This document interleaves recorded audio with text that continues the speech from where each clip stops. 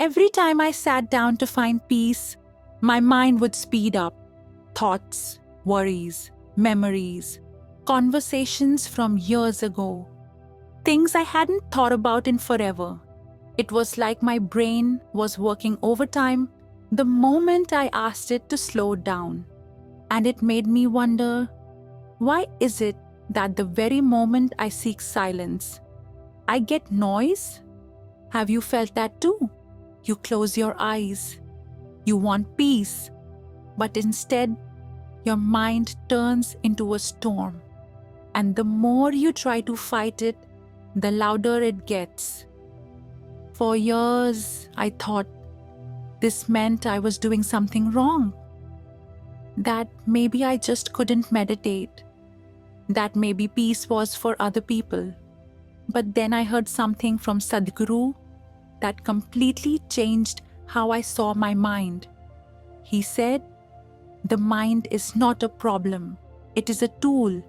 The issue is that the tool has taken over the master. That line hit me hard because I realized my mind wasn't broken. It was just untrained, like a wild horse, powerful, intelligent, but completely ungrounded. And no one had ever taught me how to ride it. So it kept running wild, dragging me with it. Sadhguru also says, you don't have to stop the mind. You just have to stop identifying with it. That's when it clicked. The mind isn't meant to be silent. It's designed to move, to think, to project, to recall, to imagine. But I don't have to become everything it says. Just like clouds in the sky, thoughts come and go.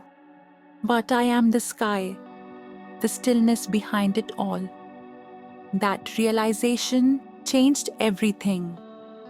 Because now, when I sit down to meditate, I don't fight the noise. I watch it, like waves crashing. I don't try to stop the ocean. I just learn to float. In Indian philosophy, there's a beautiful concept called Sakshi Bhava, the witness state. It means learning to observe everything. Thoughts, emotions, breath, discomfort, without getting involved. No judgment, no labeling, just awareness. That's the gateway to inner peace. Not fighting the mind, but creating space from it. Because here's the truth. Most of your thoughts aren't new. They're recycled patterns, loops from your past. Old fears, old habits, old voices. They aren't insight, they're inertia. And when you try to resist them, you give them power. But when you just watch, they begin to lose their grip. You realize you're not broken. You're just waking up to how noisy the mind has always been. There's something else Sadhguru says that really stayed with me. Peace is not something you attain. It is something you become when you stop disturbing what already is. We don't create peace. We uncover it. Because beneath all the noise, there's a stillness that's always been there. And that stillness is not dependent on your mind being silent. It's deeper than thought.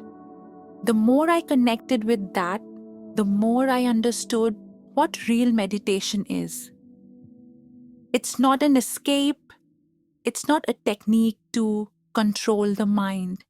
It's a practice of coming home, of remembering the part of me that's always still, even when everything else moves. So if your mind won't quiet down, let it be. Don't resist the thoughts. Let them play out. Let them rise. Let them fall. Just don't follow them. Don't climb onto every train that passes. Just sit at the station and watch. Some trains are full of fear, some of worry, some of fantasy, but not all of them are going where you want to go. Choose which thoughts you give attention to, because attention is energy, and what you feed grows. If you want stillness, feed stillness, not by force, but by presence. And I want to say this clearly. Silence doesn't mean there are no thoughts. It means the thoughts no longer control you. It means you can sit in the center of the storm and not be moved by it. That is strength, that is clarity, that is real peace. The more I practiced, the more I realized something else. Many of my thoughts weren't even mine. They were absorbed from family, from culture, from media, from fear, and yet I carried them like they were truth. When you sit in awareness long enough, you start to see clearly. This is not me. This belief is not mine.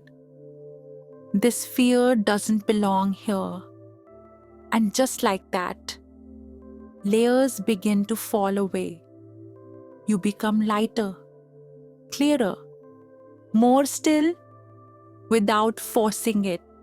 So if you feel like your mind is too loud, that's okay. It's not a failure. It's part of the path. The louder it is, the more opportunity you have to wake up, to rise above it, to reclaim your space, not by controlling the noise, but by discovering the one who watches it all. That's the path the yogis speak of.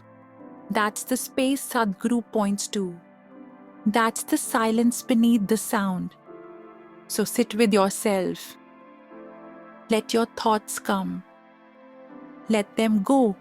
And in the space between each one, you'll start to feel it.